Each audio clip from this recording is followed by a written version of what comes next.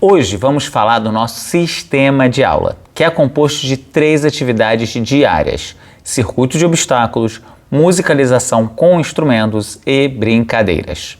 O motivo de trabalharmos esses elementos todos em todas as aulas é simples. Nosso objetivo é desenvolver os potenciais corporais, musicais, sociais e culturais, e para isso precisamos de estímulos constantes em todas as aulas. É dessa forma que as sinapses se formam, com estímulos constantes. A sinapse nada mais é do que uma ligação que transmite informação entre os neurônios. A gente tende a achar que as ligações entre os neurônios acontecem somente dentro do cérebro e que o cérebro está localizado somente dentro do crânio. Mas isso não é verdade. Se a gente pensar de uma forma um pouco estendida, a gente vai ver que o cérebro está conectado ao corpo todo pelo sistema nervoso. Quando a criança aprende um conteúdo novo, ela está fazendo uma ligação neural. O corpo inteiro faz isso. Se a criança faz uma bananeira, ela está fazendo uma conexão no cérebro. Se ela toca o instrumento e canta, ela também está fazendo uma conexão no cérebro. E se faz um jogo no qual tem que interagir com um colega, no qual ela tem que lidar com regras, que ela tem que lidar com as próprias emoções, ela também está fazendo conexões neurais. E é por isso que a gente deve ter múltiplos estímulos em todas as aulas. Um outro motivo do sistema ser assim, com todos esses potenciais todos os dias, é que ele foi baseado em um dos nossos eixos filosóficos, que é a capoeira como raiz pedagógica. Na roda de capoeira, a gente aprende a jogar, a tocar, a cantar, a florear, a lutar, a interpretar e a dançar de forma integrada. Não é isso que a gente faz? Toda vez que a gente entra numa roda, a gente poderia chamar a capoeira de uma educação holística afro-brasileira.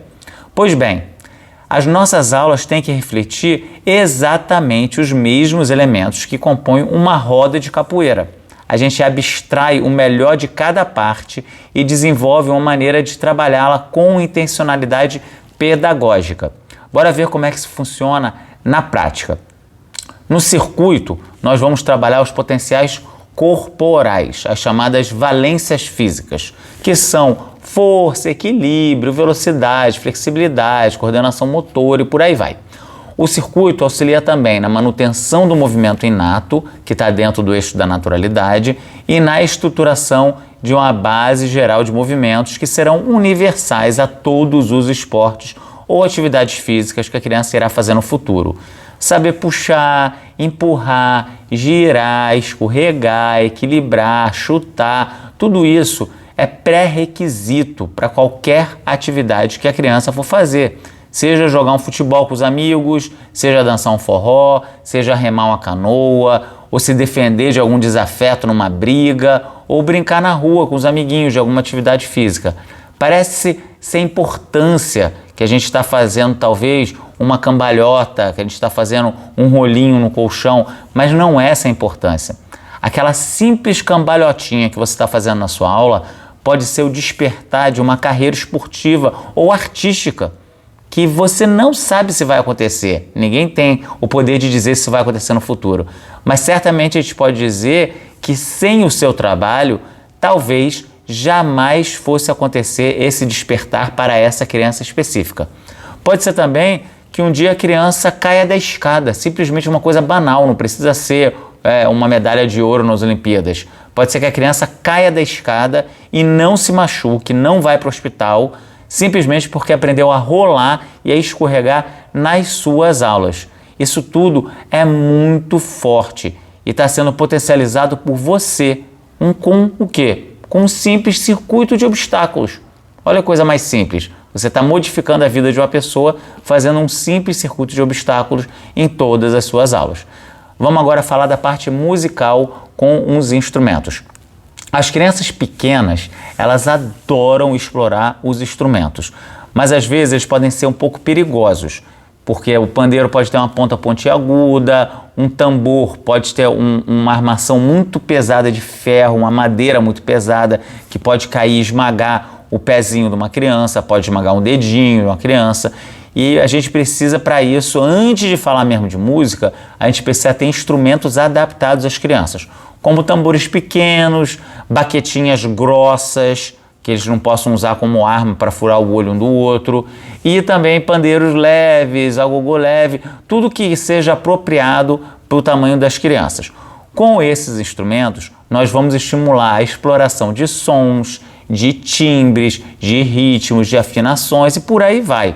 A musicalidade da capoeira é muito rica e é muito rica também em cantigas, ou seja, mesmo que você não seja um especialista em música, o simples fato de você tocar diariamente com as crianças, tocar ao vivo, é importante falar isso, que a gente tem que tocar ao vivo, tem que tocar berimbau ao vivo, pandeiro ao vivo, tambor ao vivo, fazer música ao vivo, cantar, evitar usar som de som mecânico, né? Som de gravador, tentar usar todo dia, mesmo que use um som mecânico, você também tocar diariamente ao vivo na frente das crianças.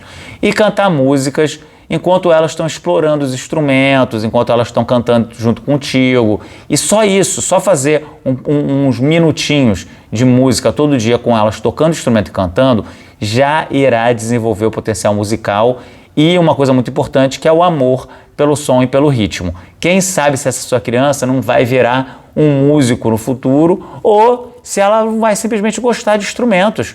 Vai tocar um piano, vai tocar um violão, vai tocar um pandeiro, vai tocar alguma coisa que vai ajudá-la a se desenvolver. Bora falar agora das brincadeiras. Nas brincadeiras nós trabalhamos os potenciais socioculturais. Nós vamos também construir regras, nós vamos também construir limites, resiliência, tolerância à frustração, estratégia de negociação interpessoal, que é a pessoa poder relacionar-se com outra criança, organização emocional intrapessoal, que é você controlar suas próprias emoções, e inserir as crianças no contexto histórico-cultural da capoeira e da cultura popular brasileira em geral. Nessa parte da aula, nós vamos fazer jogos, brincadeiras, interpretação teatral, palhaçaria, danças e, claro, o próprio jogo da capoeira, que já reúne inúmeros desses elementos. Bora dar uma olhada agora num gráfico de pizza. Eu tenho um amigo chamado Mestre Cueca e ele tem um curso excelente de formação de professores. Sempre ele costuma dizer: todo mundo ama pizza, todo mundo gosta de pizza. E eu acho essa analogia muito boa. Então vamos falar agora da quantidade de tempo dedicada para cada parte, ou seja, do tamanho de cada fatia da pizza, começando pelo circuito, pela fatia do circuito. Vamos ver a fatia da pizza do circuito. O circuito é um pedaço de pizza muito apimentado. É um momento de alta intensidade, é um momento que tem que estar assim, é uma pizza vermelha, seria uma pizza vermelha. Ela leva 15% do tempo e tem que ser feito na maior intensidade possível. Tente ter o maior número de bases que você conseguir para evitar que se formem filas no circuito. Porque se você tem uma fila, as crianças já não estão se mexendo e elas começam a brigar umas com as outras. A ideia é que as crianças estejam se movimentando o tempo todo. Eu sugiro sempre que você deixe os obstáculos exatamente no mesmo lugar e que os exercícios sejam fixos. Você bote sempre o mesmo exercício no mesmo lugar. Então, se é uma cambalhota no colchão, vai ser sempre cambalhota no colchão. Se é AU por cima de um cone, é sempre o AU por cima de um cone. Para que as crianças já saibam o que fazer e elas tenham mais autonomia para executarem as propostas. Isso facilita demais a sua vida também. Porque quando elas chegam na primeira aula, você só tem que mostrar uma vez os exercícios e uma vez a direção do circuito. Se ele vai girar no sentido horário ou se ele vai girar no sentido anti-horário. Depois que você demonstrou uma vez, as crianças já lembram e começam a fazer por si sós. E você só tem que administrar a bagunça delas, você tem que administrar que elas não passem correndo umas por cima das outras, mas a autonomia delas passa também por isso, por elas conseguirem fazer sozinhas os movimentos todos. Vamos agora ver a fatia de pizza da música. A parte da música seria uma fatia de pizza de massa fininha, quase que um biscoitinho. Ela teria uma cor azul claro.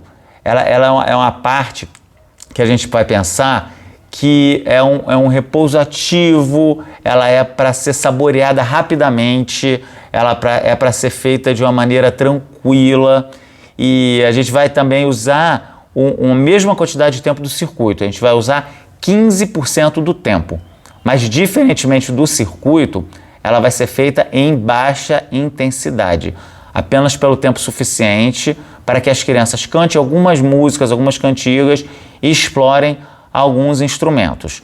Logo depois disso, elas já podem começar devagarzinho a desenvolver as noções de ritmo, de timbre, de afinação, mas isso é feito de uma maneira lenta e bem tranquila, tá? Pensa na parte musical como um momento talvez intermediário na sua aula, um momento de repouso ativo. Eu vou falar mais sobre isso daqui a pouco.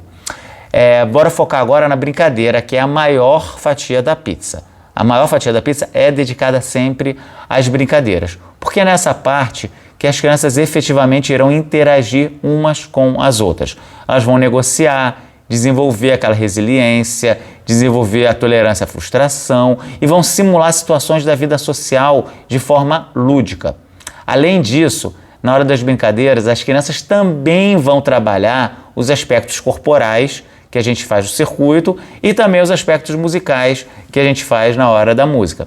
Então, você sempre vai colocar movimento e cantiga durante as atividades, não vai? Então, elas vão estar ali trabalhando tudo.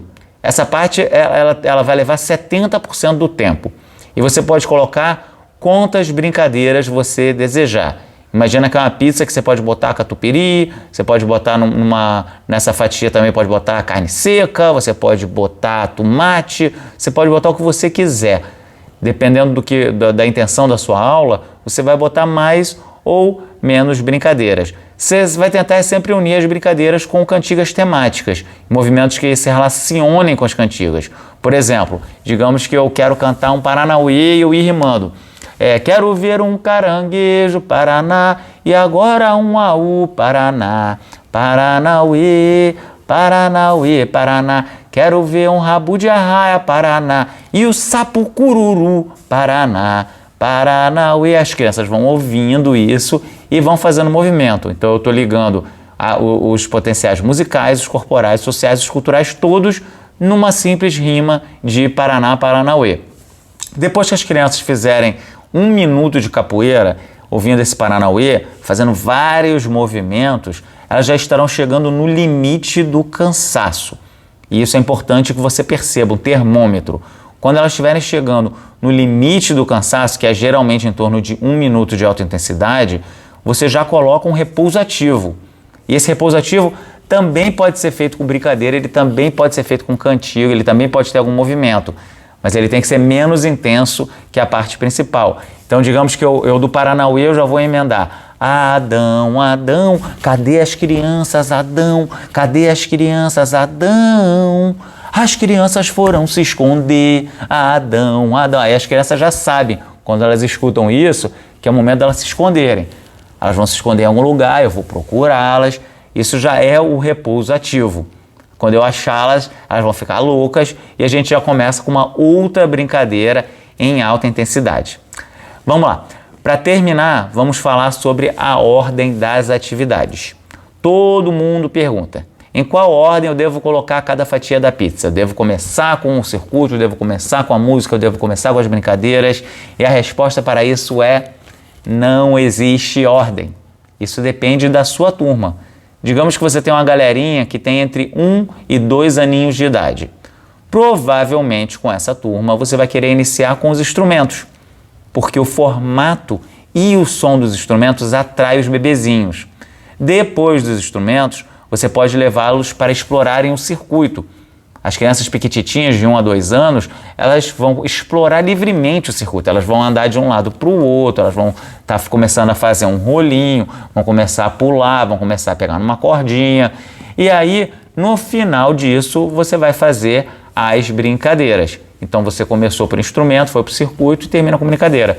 Agora, digamos que você tem uma turma de 2 ou 3 anos, digamos, de 2 a 6 anos de idade. De repente você vai querer começar pelo circuito. Assim que eles chegarem na aula, você bora pro circuito, galera, todo mundo começar a brincar no circuito. Depois disso, você vai usar os instrumentos para fazer um repouso ativo.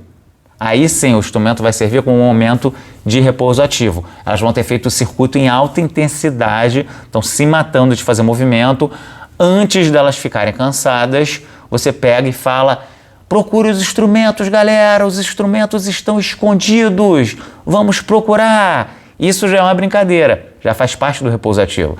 Aí elas vão lá caçar os instrumentos. Quando elas voltarem com os instrumentos, você vai cantar algumas cantigas, elas vão tocar um pandeiro, depois vão tocar um berimbalzinho, vão tocar um tamborzinho, vão trocar entre si os instrumentos, você vai mudar as cantigas algumas vezes e já vai entrar na parte das brincadeiras imediatamente.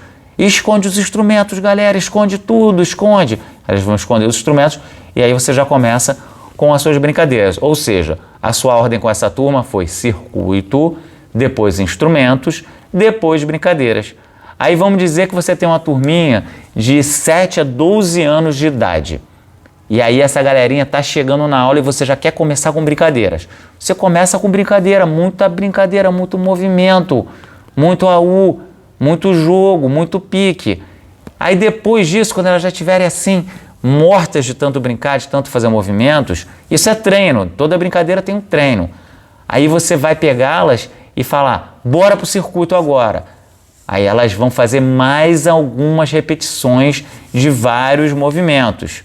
Você pega elas no máximo do cansaço das brincadeiras, mas arranca um pouquinho mais delas no circuito.